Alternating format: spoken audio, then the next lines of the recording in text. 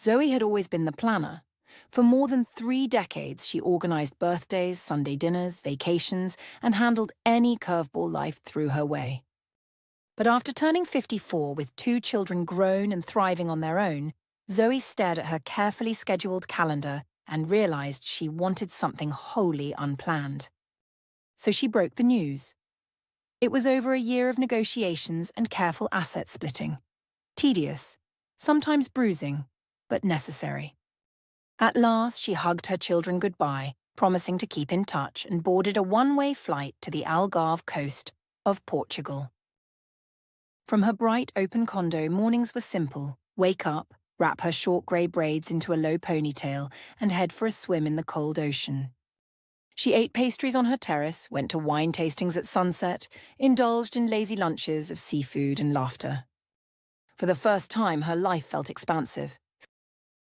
A few months into her sun-drenched new chapter, a cross-country cruise called out, a 14-day trip from Lisbon to Italy with stops at African ports. She packed lightly, sundresses, sunglasses, a wide-brimmed hat, and a heart open to serendipity.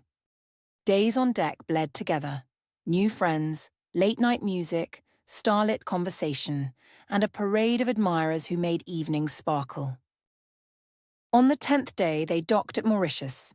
Eager, Zoey was among the first ashore, slipping away with a pineapple cocktail to a breezy spot under an umbrella. She watched the world pass by, families playing in the surf, market vendors haggling, tourists slathering sunscreen. After lunch, she stretched in her cabana, shooed a particularly tenacious mosquito, and drifted off in the midday heat. But when she woke, confusion pressed in. People shouted, "Swarming," they said. And down the beach, a massive cloud of mosquitoes churned toward them. Pandemonium followed. Zoey grabbed at her things, sprinted, tripped, blacked out. When she opened her eyes days later, the bright hospital lights seemed unreal. Doctors explained, 3 days in a coma, her passport intact, but bag torn open and cash stolen. Her accounts showed thousands in fraudulent charges, the cruise long gone.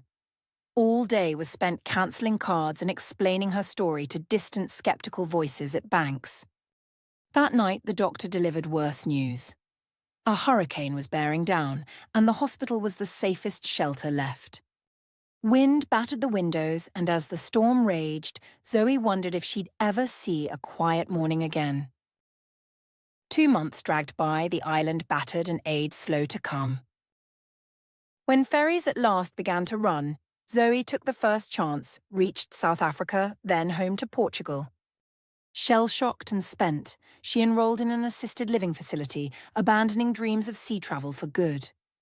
No happy endings, they say. Sometimes the boldest escapes lead you somewhere unexpected, and all you can do is carry on. A little wiser, a little more careful, content to let life unfold with both feet on solid ground.